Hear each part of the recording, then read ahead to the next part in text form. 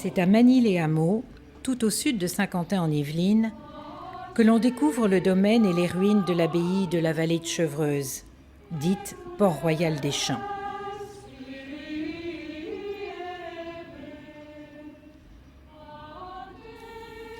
Pascal, Racine, Sainte-Beuve, le jansénisme, autant de noms liés à jamais à l'abbaye de Port-Royal des Champs. Mais qui s'en souvient encore ? Port-Royal n'évoque plus grand-chose pour les gens, et pourtant c'est un lieu qui frappe, et c'est un lieu qu'on a tenu à maintenir dans la mémoire des Français en créant un grand musée. L'abbaye de Port-Royal des Champs est une abbaye fondée au XIIIe siècle et qui rentre dans l'histoire avec un grand H au XVIIe, à cause de la personnalité d'une de ses abbesses, la mère Angélique Arnaud, qui décide de retourner à la stricte observance de la règle cistercienne à l'intérieur de son monastère. À côté des religieuses de Port-Royal, un certain nombre de proches de la mère Angélique qui s'installent à proximité de l'abbaye pour partager une partie de la vie religieuse et en même temps travailler à des études de théologie, à des études de littérature, de logique, de grammaire. Notre souhait serait de pouvoir réussir à créer un pôle de recherche en histoire, en littérature, en art, sur les grandes questions qui ont été un jour abordées ici et qui conservent aujourd'hui encore une actualité. Un souhait qui se réalise déjà, puisque Port-Royal accueille régulièrement professeurs et étudiants de l'université Versailles-Saint-Quentin-en-Yvelines. Il est tout naturel pour nous qui enseignons dans cette université de venir à Port-Royal, qui est d'une certaine façon sur notre territoire, sur le plan universitaire. En octobre 2005, pour la première fois, nous sommes venus ici avec nos étudiants de 4e et 5e année, dont beaucoup venaient, je dois vous le dire, d'Afrique du Nord. Et c'était un émerveillement pour eux, parce qu'il y avait d'abord cette dimension spirituelle, toutes ces gravures, tous ces objets, tous ces tableaux, qui évidemment les ont absolument émerveillés. Et puis cette espèce de fraîcheur aussi, qui est propre à ces lieux, avec cette merveilleuse nature qui nous environne.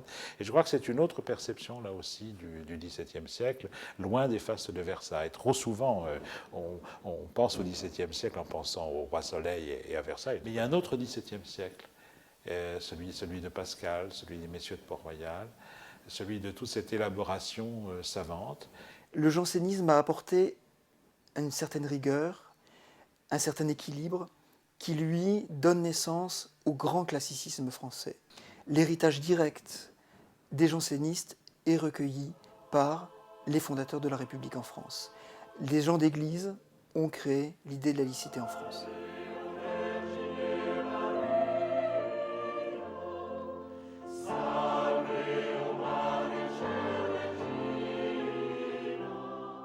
Dans cette réforme catholique, il y a effectivement une volonté de s'adresser non seulement aux prêtres, mais également aux laïcs. Et donc, d'une certaine façon, de permettre aux laïcs d'accéder à la culture, non seulement à la culture sacrée qui était celle des clercs, mais également à l'ensemble de la culture du temps. Profitant de la pensée luthérienne et calviniste, c'est en quelque sorte un autre modèle de société que le jansénisme ose proposer, résistant ainsi à l'oppression de l'absolutisme royal. Dans l'esprit du jeune Louis XIV, les jansénistes sont assimilés aux frondeurs. S'ils s'opposent au pape, ils peuvent donc un jour aussi s'opposer au roi. Et le roi ne peut pas tolérer, au sein de son royaume, une opposition de quelque nature que ce soit, pour apparaître aussi face au pape comme le roi très chrétien. Il révoque l'édit de Nantes et la deuxième mesure, il décide d'obtenir de tout le clergé un acte signé disant « Je rejette les erreurs du jansénisme ». Il veut abattre ce qui est devenu un symbole du jansénisme, l'abbaye de Port-Royal. Il veut disperser les théologiens. Il veut faire disparaître les écrits qu'il juge séditieux dans le champ du religieux. Il veut enfin que ce monument symbole de la résistance disparaisse complètement.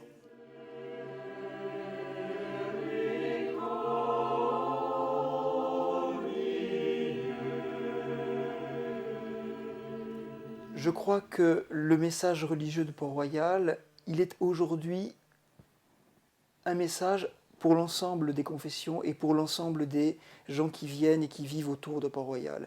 C'est un message de dialogue, de compréhension et de tolérance.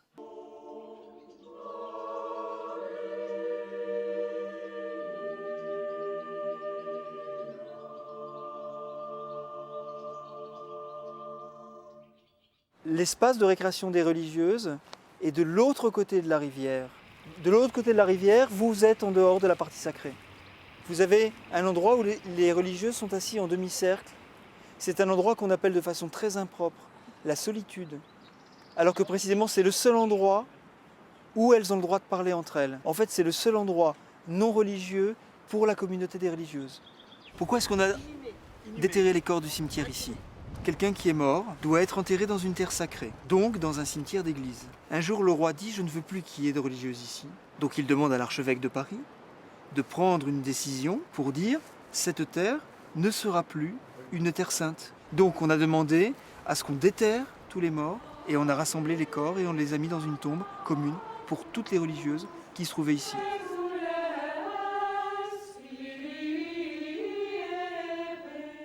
Aujourd'hui, le plus cher désir des amis de Port-Royal est de faire partager cet héritage culturel à un très large public.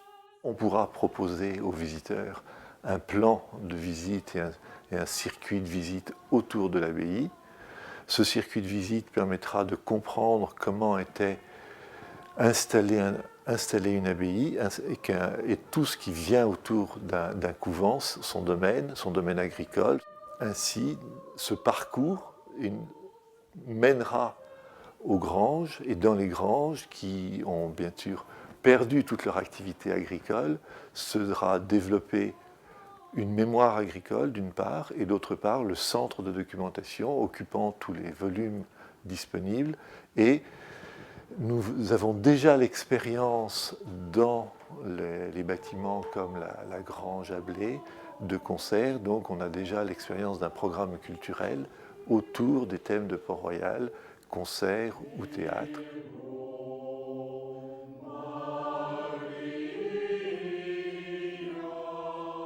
L'ensemble vocal de Saint-Quentin a 10 ans cette année. Depuis 2 ans, nous travaillons autour des Salve Regina à la demande ici des Granges de Port-Royal qui avaient eu l'idée il y a 2 ans de vouloir célébrer les 800 ans de l'ordre des Cisterciens.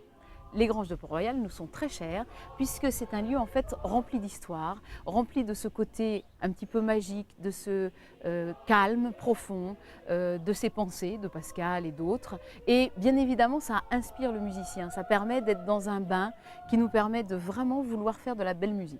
Au niveau de la musique de jansénisme, nous n'avons que les écrits des personnes qui venaient écouter les nonnes pour chanter.